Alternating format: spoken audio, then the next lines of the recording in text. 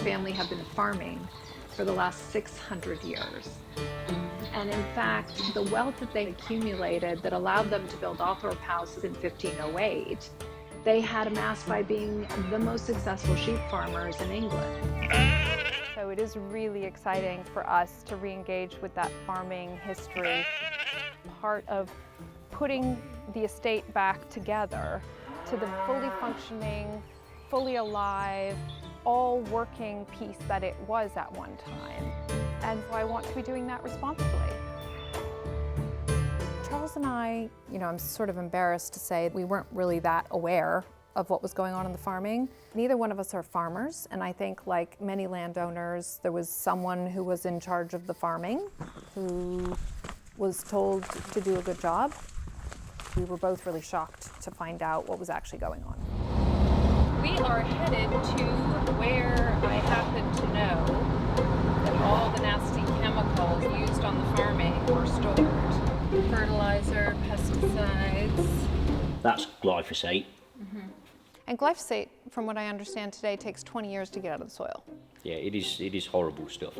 Look at all the warnings, and we spray it on the entire field, and then it gets fed to a cow, and then Which we then eat the gets cow. fed to us. Yeah. Yeah. Oh. One big cycle. Yeah.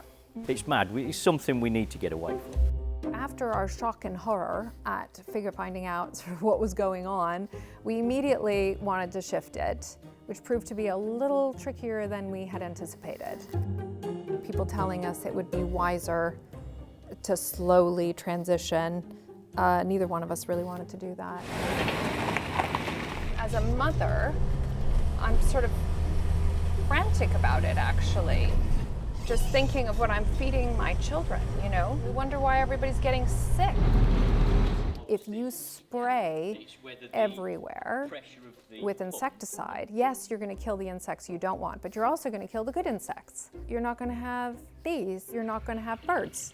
And so you end up where, yes, the crop is growing, but everything is dead. So August of last year, we took a 260-acre chunk of land to start playing around with pure organics and not putting any chemicals on the land. We did that despite being told by the agronomists it was impossible and it was going to be a train wreck. You can see it now, it's very friable. We worked with the land gardeners who were supporting us with amazing compost. Actually, just need a little bit of that to be with the seed. It's an amazing environment for that seed to grow in. So this, you can see, has a lot going on. And now we've got so many different things growing in here. The clovers are fixing nitrogen. So they're feeding the soil the very same thing that the wheat's going to take out. So instead of putting artificial nitrogen in, we're using nature to put the nitrogen in using plants. And this is what we're desperate to get. That's right. Lots of that stuff. Lots of cow poo. The cows graze it off, put natural manures in, get the structure back in the soil. I've seen a lot more grasshoppers around as well.